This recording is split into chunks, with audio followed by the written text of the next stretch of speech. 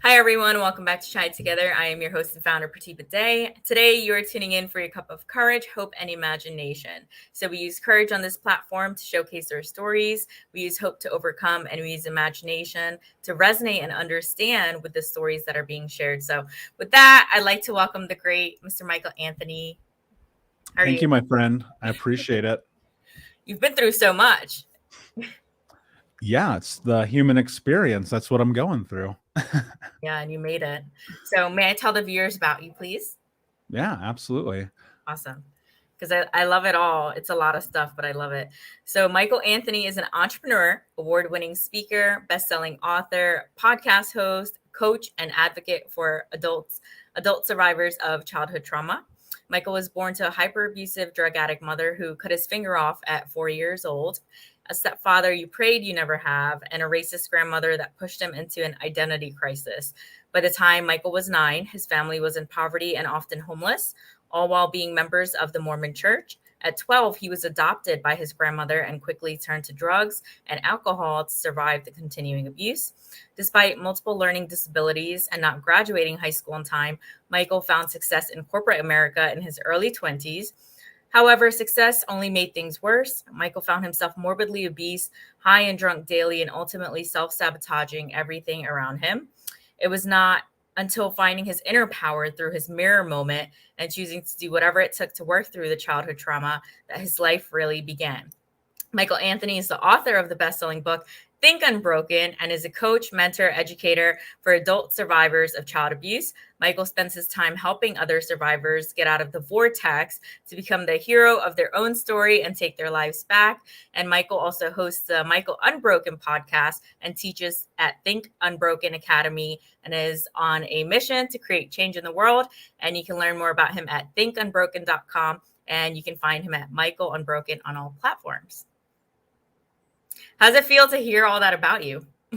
I'm used to it now, to be honest. Yeah. But I look at that also as a measurement. I go, well, I can do more, and so I Mhm. look at that and I just go, okay, cool. I'm glad I've done those things. I'm glad I've been able to find this massive change in my life and success to some extent. But I'm always thinking about that. Well, look, here at the end of the day, like my mission is very simple. Like I want to end generational trauma in my lifetime. So all that other stuff doesn't actually matter. Mm. Right. That those are all tools, those are our stepping stones, those are all markers on this journey, but ultimately it's creating this massive change and impact in the world. So I hear those things, I go, great, what's next? What do we have to do to really create change?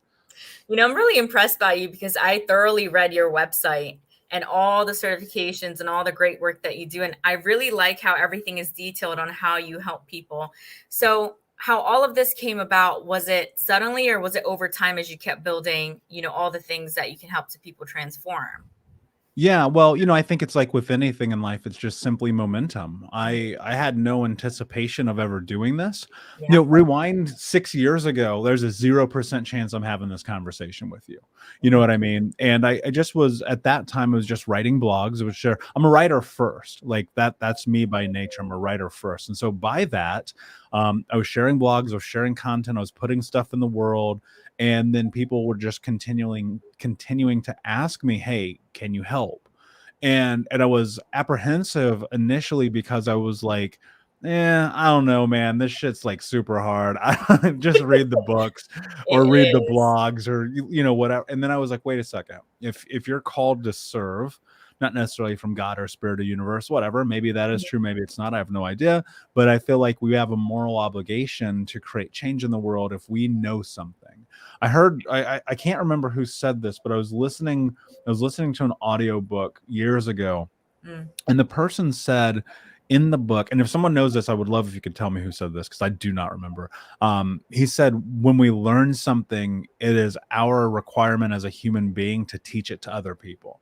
And that just sat with me. And that made me think, okay, well, if that holds true, then maybe what I'm learning one day, other people in my family, like my brothers, maybe they'll listen. Right. So it started in this thing where I just wanted to share. And it was about, can I put something in the world that is beneficial or creates value for people? And in time, that slowly just turned into what it has become today and what it will be in 45 years. Mm. That quote reminds me of, you know, how they say reach one, teach one, to kind of just Mm. pass it forward. I think that would be like the simple way. I don't know who said that, but I really like that as well. So let me ask you, how do you feel now about where you are in the work you do? Do you feel like this is something you want to do lifelong? So that's a great question. I live my life by a very simple rule, and that is if I wake up tomorrow and I don't want to do it, I won't do this anymore. Yay. I I'm like not gonna I'm not gonna torture myself into anything. I'm not going to sit here and be like, oh, I'm on this crusade because I feel obligated to it. I mm, mean, and look, it's like that's the dichotomy of it, right? Because you can look at that and go, that's the juxtaposition of what I just said versus what I'm saying right now. And that's about having this human experience, listening to myself, honoring me first, right? It's mhm, the airplane mentality. How am I going to help anyone if I can't help myself? And in that, looking at it and just simply going, okay, cool. If the day and time comes that I wake up one morning, I go, I'm done. I'm done. Like for real, I'm done. Because guess what? That means I'm not bringing value to people's lives, and it's not bringing value to me. And I just do not want to live a life like that. And when I think about that, and look, that's not to say you don't have to do the monotony of it all, right? That doesn't mean that you don't have to do the things you don't want to do, but the thing that inspires me, that keeps me going, is like knowing for real, knowing that people's lives are changing because of the effort that I put in. And it's not that that's something that strokes my ego. It's not. It just brings meaning, mm. right? And that's the thing I think people get lost on. They're like, oh, I'm going to help the world so I feel better about myself. That by proxy is a part of it. Like anyone who says they're selfless is a liar. Like Mother Teresa wasn't that selfless. Don't get it twisted, right? But like nobody is, because we're human beings having a human experience. And so in that, I just look at this and I go, okay, cool.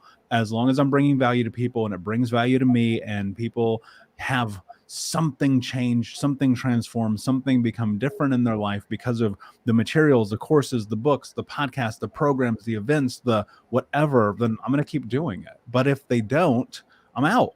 What's the point? Like, and there's a fine line there. And I think that people can, for lack of a better term, overstay their welcome. And I just don't want to be that guy. Right. It's like when you see the professional athlete where they're like, dude, you should have retired 7 years ago. Like, I'm Mhm. not going to be that guy, because then I'll need to move on to the next thing. I really like that. I like how you're just free flow and like free spirited. Would you like call yourself as a free spirit? Like, No, no, you wouldn't. not at all. No, I'm very pointed. My direction is my direction. I make decisions. I do not let life happen. Mm, I make life happen. And so I get very, very dialed in on what it is that I do and what I don't do. One of the things that I think, until people truly understand about the mhm. way that the world really works, that keeps them held back, is this: I live my life very simply. I only do what I want to do, and I do not do what I do not want to do. I like that. And that's called freedom. That's power. So is there free spirit within that? Mhm. Perhaps, right? Maybe. I don't know. I think that's for the person themselves to define. But I don't think that. Here's where I get caught up, because I understand what you're asking me and I see the Yeah. benefit of it, but I get caught up in that because I go, how do you actually do anything that matters if you nonchalantly move about the world? Mm. And that's my association with free spirit. Like, not for me. I get it. I get it. My handle on Instagram is actually free spirits fly. So I Yeah, always feel they inclined sure to ask do, that. right? I don't think you can argue that, but like, flying to where, Yeah. you know?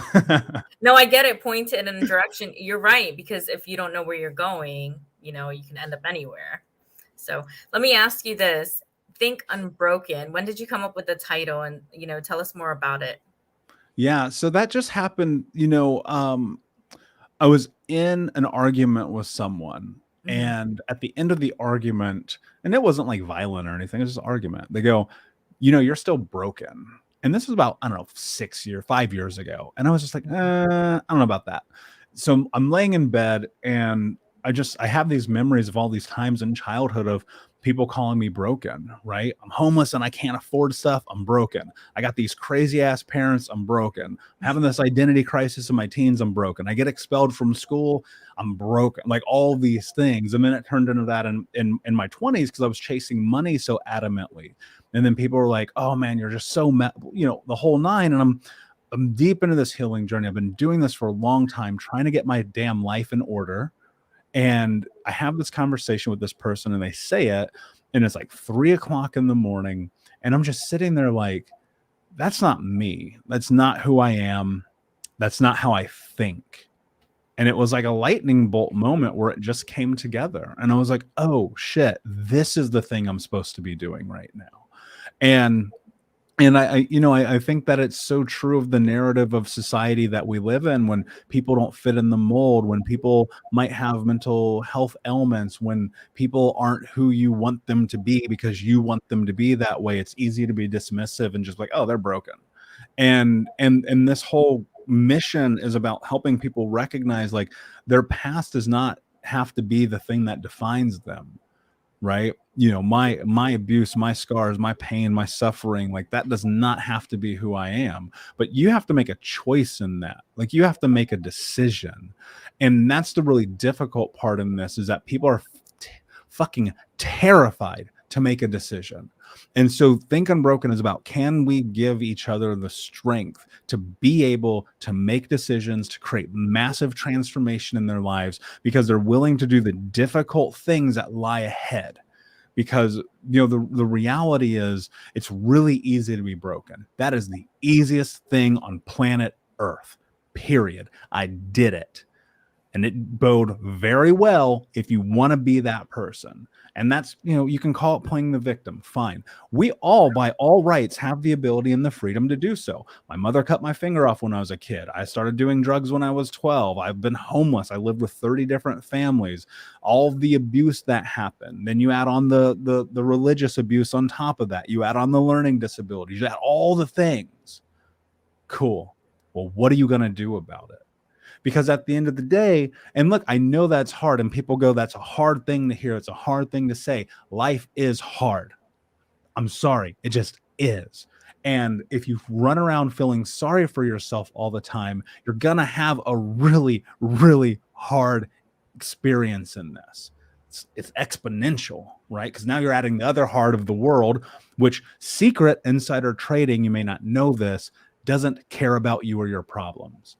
And that's not to be dismissive. That's just the reality, because everybody has their own things to deal with.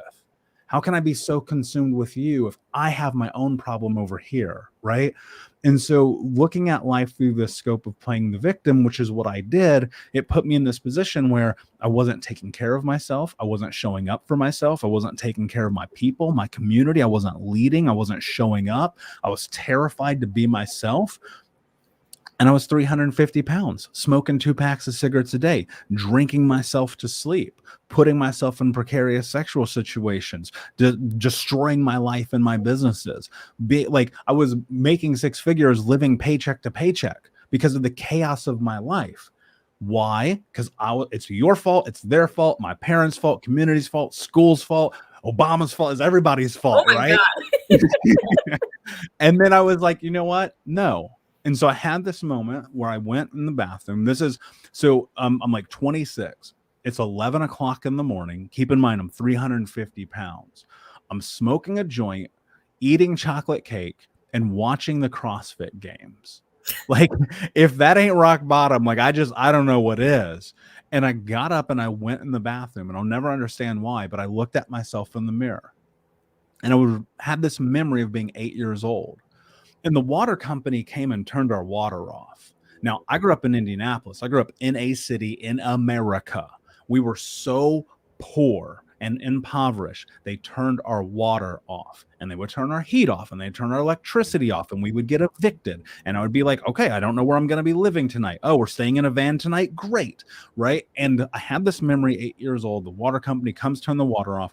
I go in the backyard. I take this little blue bucket, and I walk across the street to our neighbor's house, and I turn on their spigot. And for the first time in my life, I stole water. And in that moment, I said, when I'm a grown up, this will not be my life. I distinctly remember that. And my life wasn't that to an extent, right? I had money, I had cars, I had clothes, I had all the things, but I was still that lost, hurt little boy, right? My life was still a disaster. And so I made this choice when I was standing in front of this bathroom mirror, looking at myself, having this memory. I said, what are you willing to do to have the life that you want to have? And I said to myself, and I will never understand why, but this moment changed everything in my life. I said, no excuses, just results. And what that meant in that moment was I'm going to stop negotiating with myself.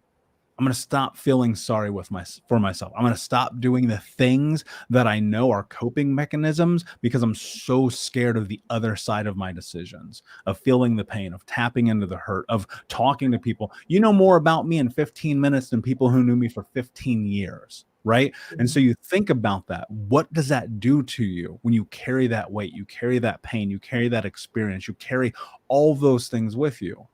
Well, guess what? You get into this place where all you're doing is making excuses, where all you're doing is blaming the world, where all you're doing is leveraging the being broken, right? And that's easy. It's easy. The hard part is to be unbroken. And that's where this comes from. So let me ask you, do you feel the word broken is associated with anything that is not serving you? Like the smoking, drinking, etc. Do you feel like that people are broken and then they get unbroken? I think that it is something that is probably preordained in the society that we live in because people automatically just put you into a box. You smoke, you drink, I don't care. Not that's not for me to judge you. Mm-hmm. It's for you to consider what your life is for yourself.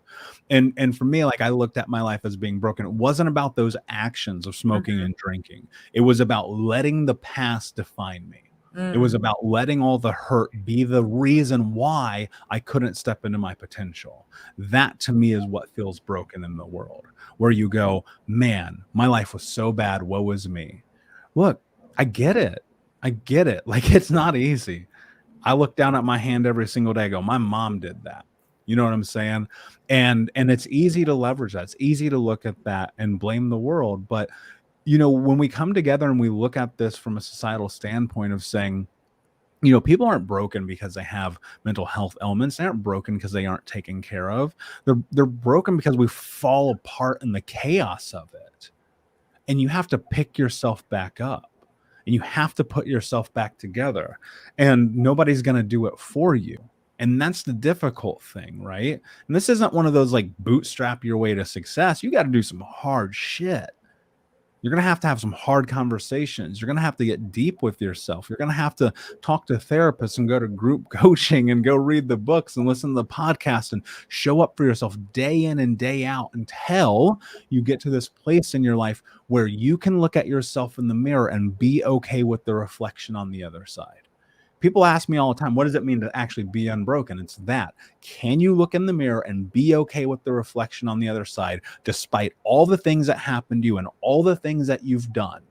And that's what it's about, right? It's learning, cultivating self-love and belief and courage and praise and thanking yourself and accommodating your needs first before other people and living life on your terms. And that's what it comes down to. And it's a journey. I mean, it's taken me, 12 years ago that thing happened, Mm-hmm. right? And well, almost 12 years. I'm getting older now. And so you look at that and you go, okay, cool. Well, guess what? If it took me that long to get to this moment and I can distill some patience in my life and some empathy for myself and some compassion, which you didn't get, right? Because the people who were supposed to take care of you didn't. So you have to give it to yourself. And you cultivate this thing called self-love, whatever the hell that means, right? As to be determined by each person. And Mm-hmm. you show up and you do the hard things and you stop letting yourself down and you stop negotiating with yourself. And most importantly, you change the way you think about yourself in the world. Look, here's one of the things I get stuck on all the time is, especially in my space, right? Not the website, but in my space, and this thing about coaching and talking Mm-hmm. and speaking and writing and being a person of leadership is People go mindset, mindset, mindset, mindset. Well, what the hell is mindset? I don't know, but I'll tell you this, there's a giant sign in front of me. You can't see it. It says mindset is everything. So let me tell you what mindset is. Let me tell you why that matters. Because you see, right now, you're probably saying stuff to yourself that if you said to me would get you punched in the face or arrested, and you expect yourself to be successful. Think about that for a second. You're putting yourself down. You're demeaning yourself. You're destroying what little bit of you have every single time you make a mistake or you fall back or you do the thing you didn't want to do. And you get stuck in this vicious cycle. And you're like, fuck, man, here I am again. Well, I'm going to give you something practical. This is real. This is the first thing I teach my clients. It became such a game changer for me. You take this thing right here called a pen. This thing's really powerful. See, people are dismissive of this, and they don't understand that this thing has the ability to change your life. This one instrument. I would argue it's the most powerful instrument in human existence. You take this pen, and you write down a very simple sentence, and you convince yourself every single day that this is true. I am the kind of person who is kind to myself. You write this down. I am the kind of person who is kind to myself. Why? Because think about this. Mindset is this. What you think becomes what you speak become your actions, and your action become your reality. So if you're living life through this scope of just destroying yourself all day long, in your mind, you are going to pull those thoughts into the world, and that will become your life. And if you operate through a scope of kindness, I am the kind of person who is kind to myself. Well, think about that. If you're thinking that and you're acting that, how does a person who is kind to themselves act? They tell themselves the truth. They do the hard things. They show up when they say they're going to show up. They're going to move away from the things that destroy them. And they're going to do the things to take care of themselves. And thus that becomes your reality. And so on a long enough timeline, 12 years later, you'll have this moment where you're standing up, looking at yourself in the mirror and going, I'm good. Wow. I want to ask you something. Do you feel everything you went through, do you consider yourself to be a miracle, or that you don't know how you made it? Do you ever ask yourself those questions, or did you ever? Like, I don't know why I'm here. How did I make it through this? Oh, I know how I made it. It's the same way every kid who suffers shit like that makes it. Because what else are you going to do? Right? I mean, I posted about this on one of my social medias a few months ago, and it just exploded, where I was like, I wrote something to the effect of, people call us, miracles or heroes or survivors. And it's like, we don't have a choice. Like, what else am I gonna do? Right? And there were moments where I almost didn't make it. Right? My stepfather would beat the crap out of us. He put me in the hospital a couple of times. Like, we were home, like freezing in like cars, sleeping at night, like getting, it's crazy. I won't get into all the details right now, but I never looked at it like that.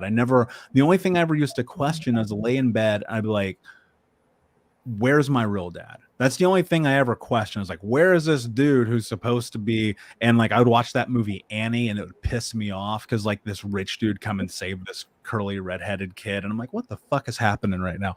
And that would drive me crazy. And I never questioned the why. I just only thought about, I cannot wait to be a grown up. I cannot wait to be a grown up. I cannot wait to be a grown up. It's the only thing I wanted.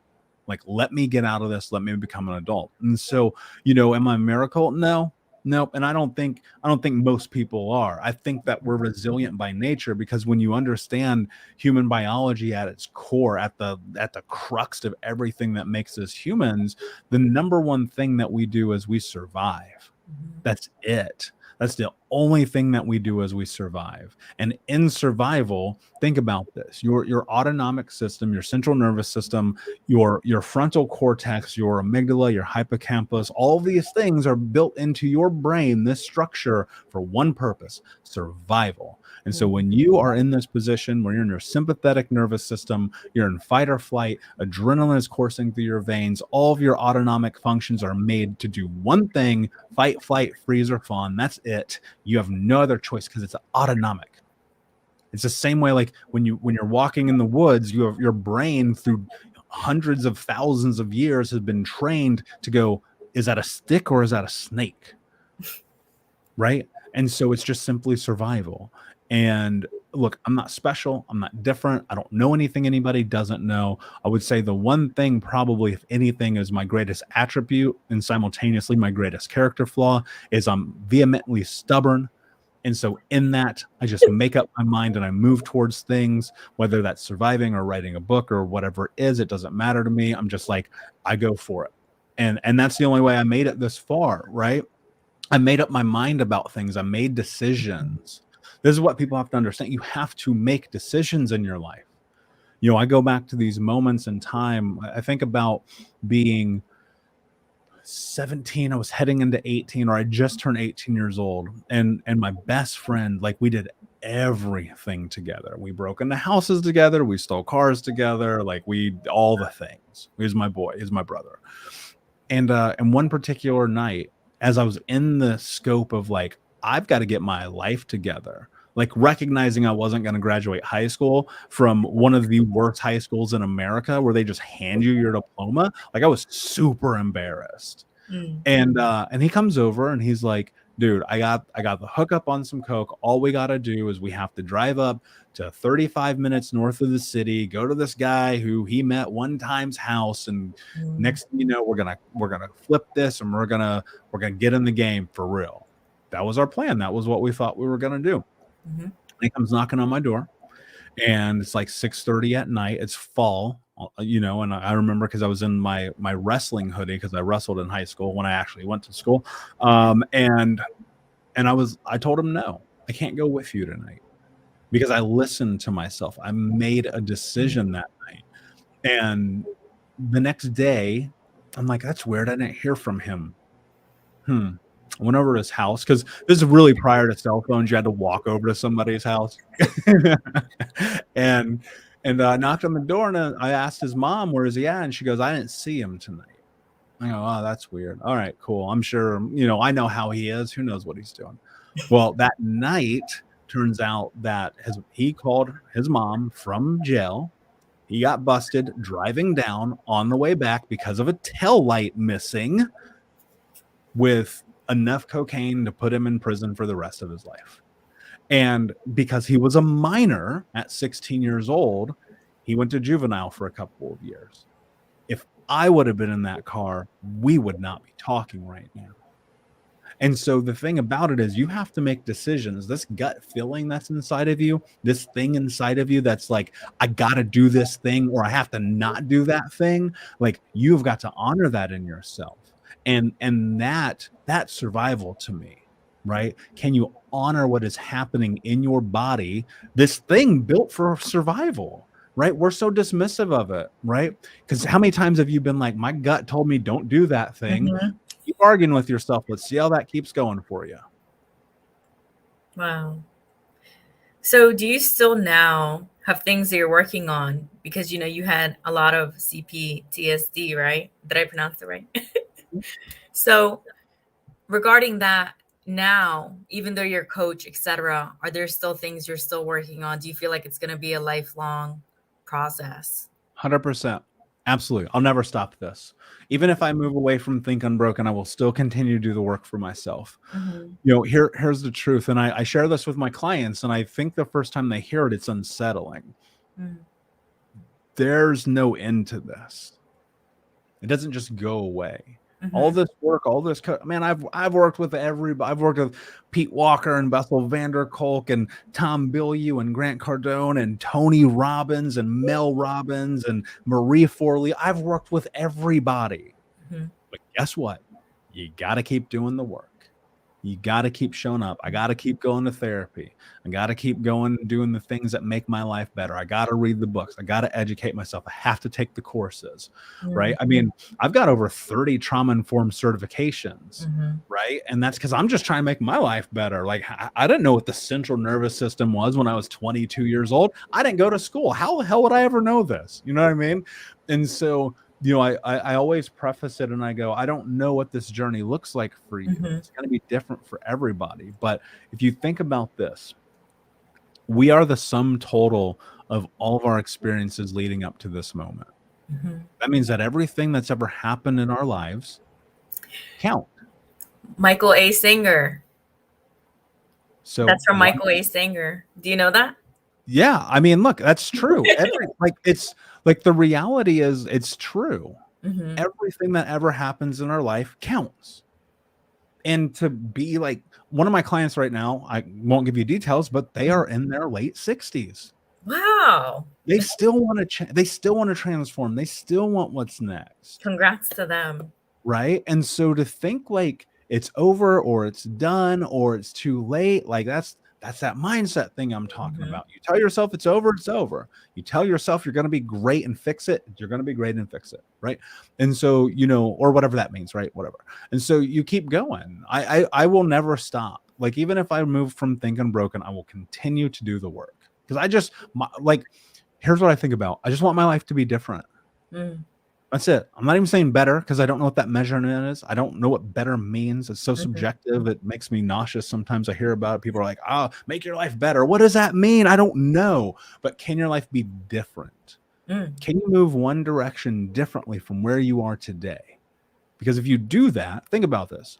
If you move one step differently than you move today over the course of a year, that's 365 steps that you have taken to make your life different.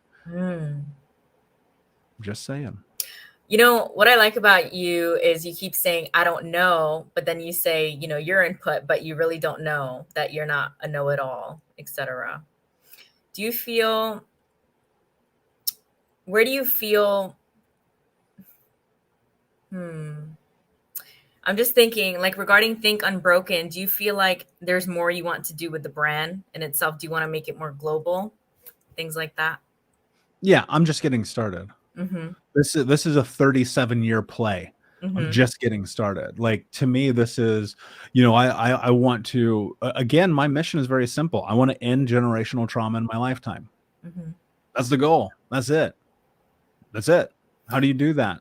You got to create a massive, massive audience, massive scale, massive conversations.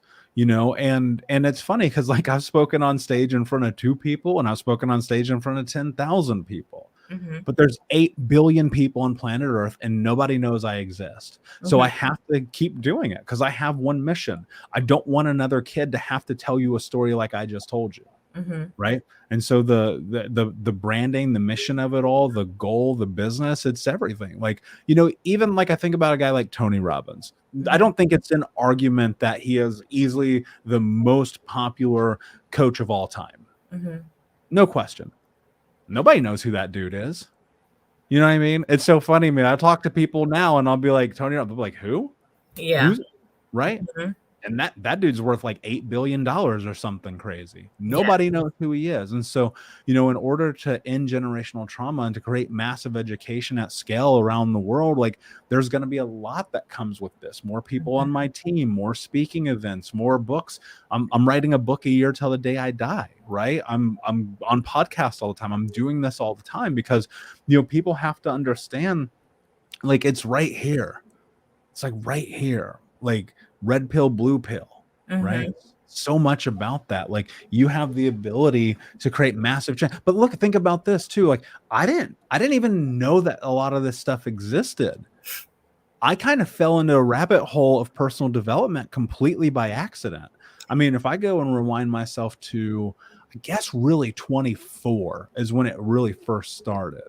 So you're talking about, you know, 12 years ago, 13 years ago, that was the place where by accident and podcast had just started becoming a thing.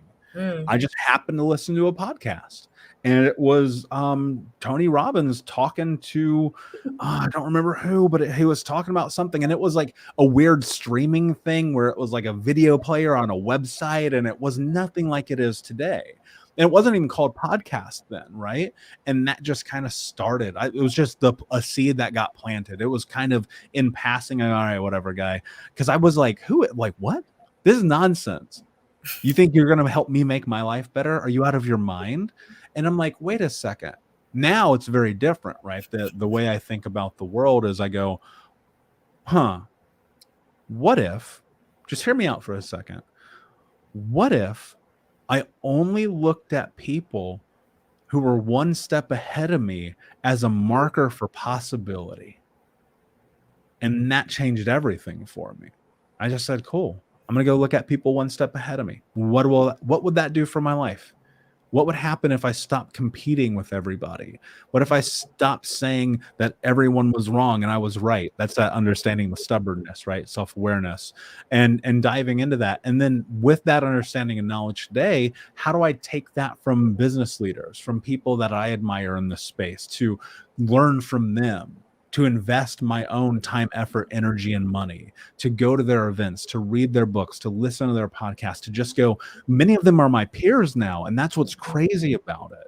And just go, okay, cool. One step ahead, one step ahead, one step ahead, and just continuing to do that different work. So, it's funny to me, like I think about what Think Unbroken looks like in 37 years. And it's a global movement, and it's beyond just me. It's something that we build together. It's baby steps right now.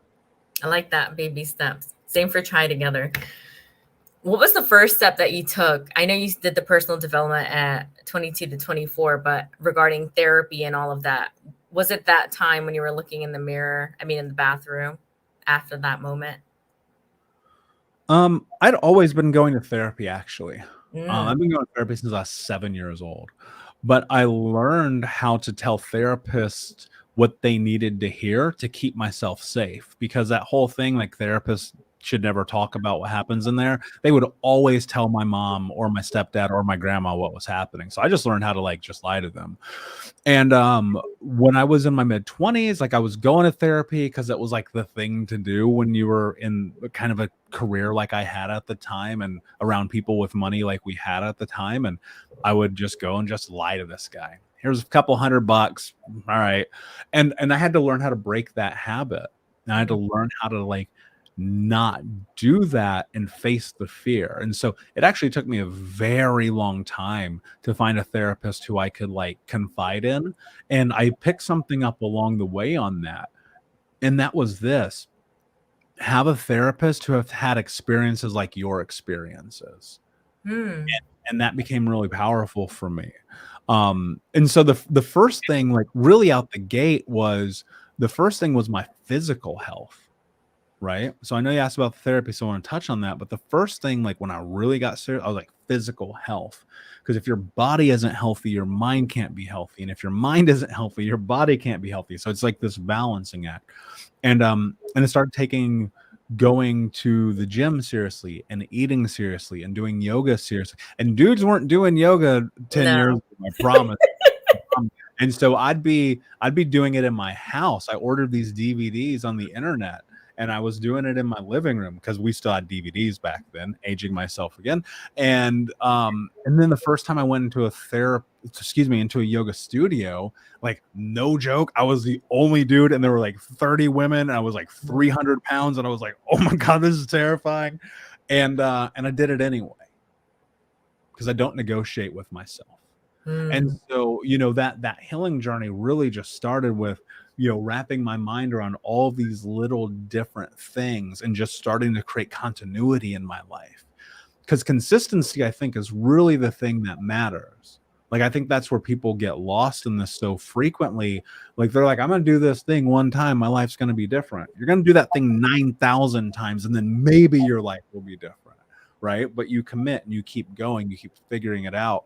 And so, it was a series of all these different things piled and partnered and parlayed with failure after failure after failure after and misstep and fall back and fall down after fall down. And it was just like, man, I'd go one step forward, 97 steps backwards. Like, cool, let's go. Keep going, keep going, keep going, keep going, keep going. And that's what it was for a very, very long time. That's what it is today. Every single day. I'm like, shit, I made that mistake. Cool. Got it. Data, process. Don't do that again. Cool. Keep going. Wow. And that's the thing, right? People will always quit on themselves because it hurts, because they made a mistake. You're gonna make a mistake. So maybe don't hold yourself to the idea of perfection, because it ain't real anyway. Let me ask you, the people that work with you, because you stated your traits and how you are. So when people come to you, do most of them align, or do they not, because of how you approach things? The people that align with you, like, who are they usually? Yeah, no, I think that's a really great question, actually. Yeah. I'm not for everybody. Yeah. I don't want to be, because the person you need is out there for you. Mm-hmm. That person that you need, who talks the way that you need to be spoken to, they're there for you. Mm-hmm. And if you're that person, I'm here for you. Right. But I'm not going to pretend to be anyone other than me. I'm not going to pander myself. I'm not going to make it easy to come over on this side, because, like, look, this worked for me. This relates to you. Awesome. Let's go. It doesn't work for you. Perfect. Let's find the person that works for you. That's what it's about. My mission isn't to be the #1 coach on planet Earth. I don't give a shit about that. My mission is simple. End generational trauma in my lifetime. Wow. That's it. That's it. You don't like me? Cool. Great. That has nothing to do with me. Good luck. Go find your person. I'll even tell you who can help you, because I know everybody, right? I don't know everybody. Let me be clear. But I know a lot of people, and I can help you find that person. But if you're like, I need somebody to come in and talk some real shit into me and help me figure this out and help me understand how to be accountable and stop letting myself down and not negotiate and take tools, real practical tools that other people don't have, and put them in front of you and go, boom, here's the game plan. Let's go to work. If that's what you want, I'm your guy. If you want some guy to come and be like coddling you and shit because you keep not showing up for yourself, ain't your guy. I'm not. Sorry. And that's okay, because your guy, your gal, your person, they're out there. You're going to have to go find them. But that's the thing. Go find them. I'll help you. You don't like me? I literally had a client like go through one of my online programs, and they're like, I just didn't resonate with you. I said, cool. Tell me why. They said this. I said, cool. I know exactly who you need to talk to. And I sent them to my homie. I said, go talk to this woman, because she's incredible. She's your person. Because my goal ain't Michael. It has nothing to do with me. If it was, then I would just call the company Michael.com and we'd be off to the races. But it's not. It's about ending generational trauma by any means necessary. I'm very like Malcolm X about that, right? It means whatever we got to do. So we go find whatever we got to do. So do you feel that your mission is what fuels you, is it not financial, but more so the things that you went through, passion ingrained? I don't care about money. Yeah. I already been poor. I've been homeless. I've been moderately successful. I've had everything in between. I don't care about money. Yeah. It doesn't matter to me. My program, like I've had people come through one of my online programs and they're like, you should charge $1,000 for that. It's $90. Yeah. Wow, Michael. Right. I have never heard anybody say that. Like, usually the people I know, it's always high ticket, Yeah, I got that too. You want to come hang out one-on-one? It's going to be expensive. My time costs money, right? Yeah. But the baseline entry, my book, go to the library and read them. They're free. Wow. Right? You know what I mean? Like, look, at the end of the day, it's about this. Like, I don't care about money. Money comes by proxy. Like, money exists. Money, you hear this all the time. Like, money is like a transformative, like, energy in the world. I don't know if that's true or not. I just know this. Really? I'm not homeless anymore, and I'm good with that. Somebody one time, actually, it's funny. I'm going to share this story. I never share this with anybody. So this guy emailed me one night after looking at one of my programs, and he's like, you're making money off of people suffering. $97. Who do you think you are? You must love living that mansion and driving that Porsche. I was like, this is what happens when people don't watch the intro video.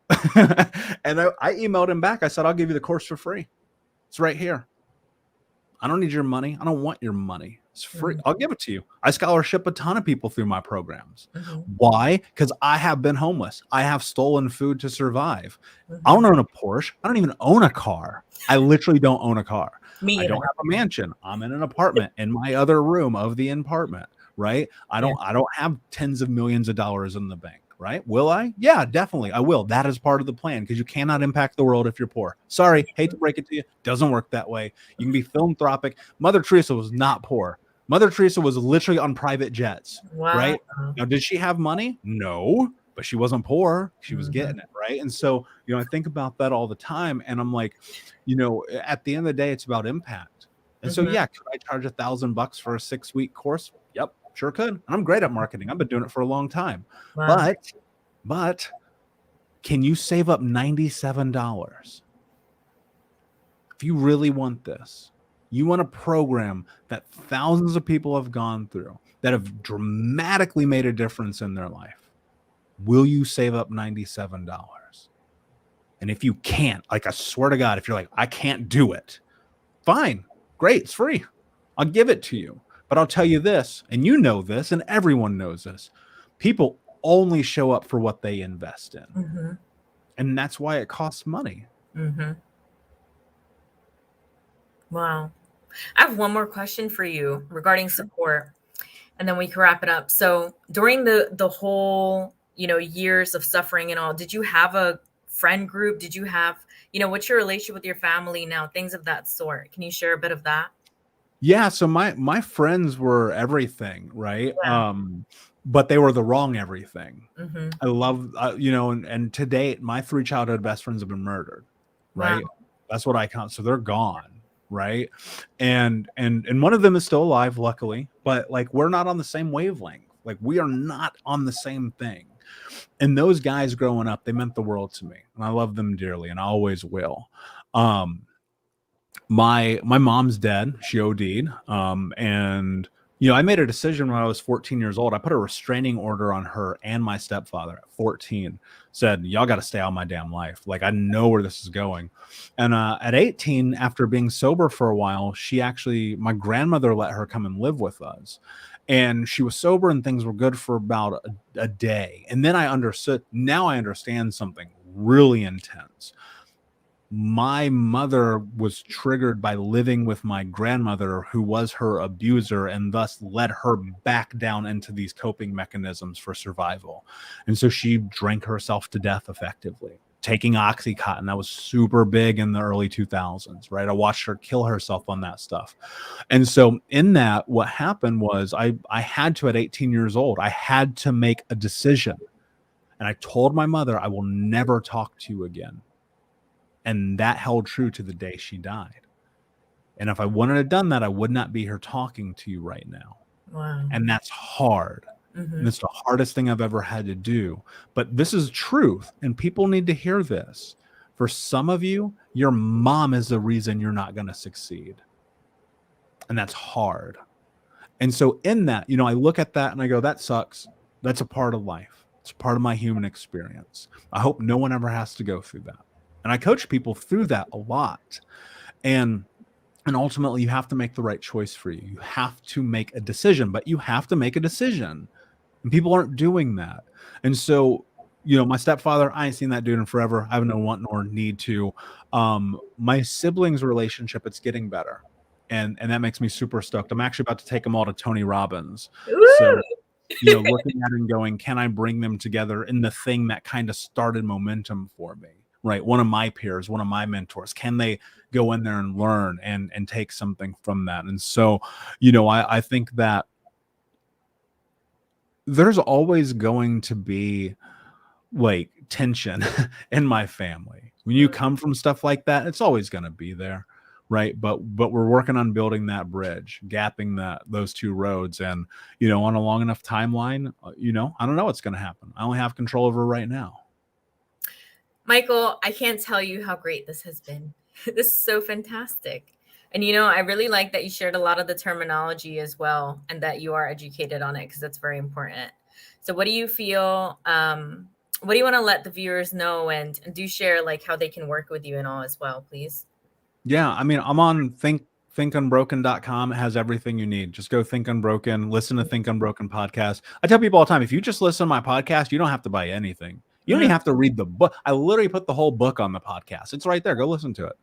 I mean, look, here's the reality. Like, and I say this a lot, like, though trauma may be our foundation, it does not have to be our future. That's simple. That's a clip. You cut that, you put that everywhere. Everybody goes, great. Oh my God, that's the most profound thing I've ever heard. But the rest of that paragraph, book, article, blog, conversation, is make a fucking decision about your life. Do something to take care of yourself today. Write down that sentence. I am the kind of person who is kind to myself. Start moving through life like someone who gives a shit about who they are. Like, that's the hard part. That's the hard part. You want your life to be different? You're going to have to put in some work, because there ain't no Disney moment and nobody's coming to rescue you. Wow. I agree with that. I've been there too. Thank you so much for your time today. I hope you enjoyed sharing and being here today on Chai Together. And thank you everyone for tuning in. People really loved it, and do contact Michael. And I'm glad I found you through the podcast collab group, and I hope to talk to you again. So thank you so my much. friend. I appreciate you greatly. Thank you.